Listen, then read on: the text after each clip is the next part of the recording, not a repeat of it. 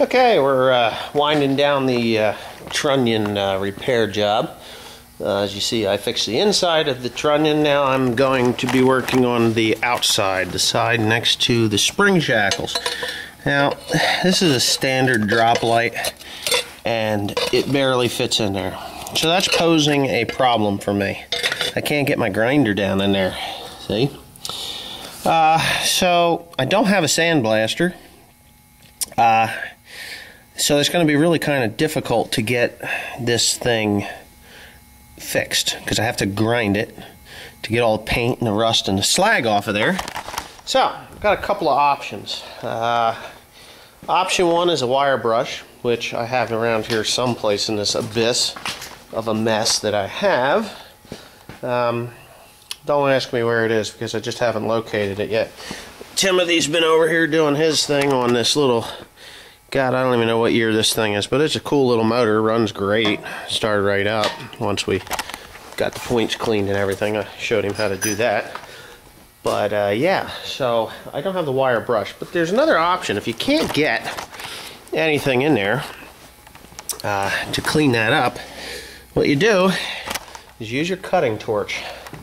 Make sure it's got a nice good hot blue flame to it, and you actually burn off any of the crap, and then you then it'll weld to it really nice. But I still am going to need that wire brush. Yeah, I'm looking for it right now. I don't see it. It was on the bench here. Probably got knocked off the back. Nothing special, but who knows? It'd really surprise me if it's in the drawer where it belongs, but I don't think so. You never know. Yeah. Huh. Well, there's a junk drawer. But anyways, I'll look for that. But anyways, what I'm going to do is I'm going to get the torch. I'm going to heat that thing up. Not much. It don't take much. But you just see all that slag and rust and crap that's there. Oh, don't break my bulb. Yeah, you can see that crack really bad. So anyway, that's what needs to be done. I got to heat that up, get all the slag, crap, rust, junk off of there. Then I'll just run a quick brush. Maybe a file will work. Just run a file over it, and then I'm going to cut another plate, cut across there like that, on the taper down to the bottom, cut out that there, and weld it in. And that thing should be like brand new. So I'll get started on that. Oh, yes. And another quick tip here. Torch tips. Keep them clean. I use this guy here. Wire O cleaners. Work really good. If you don't clean them, they don't work well. So just, you know, they're just little wire files is all. If I could get it to open with one hand, but there it is. You can see this kit's well used. Yeah, you just take the wire, get the right size. This one here looks pretty good. They go inside there, maybe. Put a little hair around it, it might go in. There it goes. Yep, anyways, yep, that's it. You work it back and forth, cleans out any of the deposits that might end up in there because they are cutting torches. And I hate this tip. The problem is I can't seem to find any Airco cutting torch replacement tips. I got to go to eBay, I guess, and see if there's any online there. Okay, I found my wire brush here. What I'm going to do is I could get my grinder up at the top part of this thing here, so I ground all the slag and crap off, or slag, rust and paint, so that I can get a good weld on that. And as you can see, this is what a torch will do when you get it good and hot. You can't see, that's what it did look like there, rusty and shitty. When you get over here, it's all nice and clean. So, yeah. So for those hard to reach places, get your trusty dusty cutting torch or heating torch. Heating torch probably works better. I used a little bit of oxygen, blew off anything that got red, so you know it cleaned it off pretty quick. So I'm going to take my brush here, and you see how I can you see some of that dirt coming off of there? Boom, gone. Now I got to rub that thing all the way down because I don't need any contaminants in my weld, because if DOT pulls me over after I get this thing all fixed up and looks at that, they're going to say, oh, nice job, or they're going to say, oh shit, this guy's getting flagged, and I don't need that kind of fine. So we're gonna make her look real nice. Alrighty, here we go. Alright, now you can really see those cracks from this view now. I got it all cleaned up. I took, yeah, look at them things. Boy, that's bad. No wonder I didn't kill myself with this thing.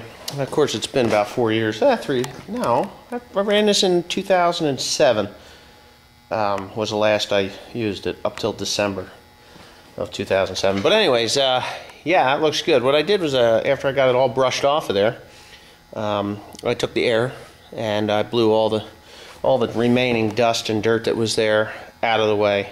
So now it's time to get this piece of steel out here. I'm going to use the same hunk of steel, 3/16. Okay, got another piece done here. Here's what she looks like, kind of like a, well, I don't know, a tooth.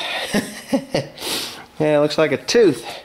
But what this is doing, it's very hot because I just got done grinding it up there, making everything smooth, so that when I put my bead to weld in there, it makes a real nice contact on both sides. But as you can see, that looks like a tooth too. But here, wait a minute, let me get my light down there. You see that divot that's in there? Well, that's very important that I catch that with the weld.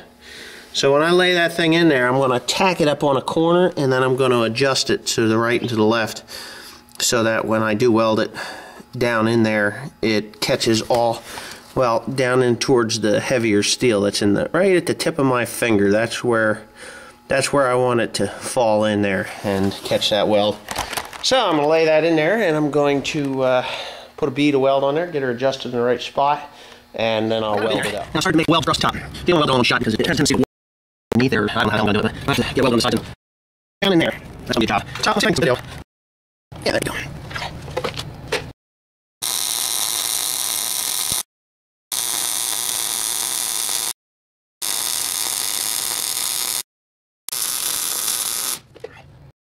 Got a quarter inch where I can see. So, anyway, get out there.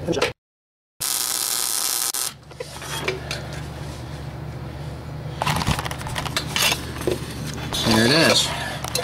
There's the top part. Now, I'm going to do the sides and stuff, but I can't take you along for the ride because I'm going to be doing a lot of cursing, I'm sure. But anyway, stay tuned. I'll get her done. I'll show you what it looks like when I'm done here. Okay, there it is. Nice welds on there. No fractures anywhere. Looks pretty decent. A couple of spots that are not the greatest, but no Swiss cheesing anyway. I mean, it looks pretty good. That's what I'd say. It looks pretty good. Who knows, but that's just me. All the way down to the bottom there. So yeah, that job's done. It's plated inside and out. Oh, I'm gonna drop my light there. Yeah, it's plated inside and out, and now I'm gonna put them wheels back on there, and that's that. It's done. I guess I'm gonna pressure wash it. I might buy a sandblaster and do this myself. I'm not sure yet, but there's a bunch of parts that need to be bought. But it is now roadworthy again, other than the tires. Okay, it's done. I got the wheels on. I'm gonna let her down. There she goes. Let that settle a little bit there.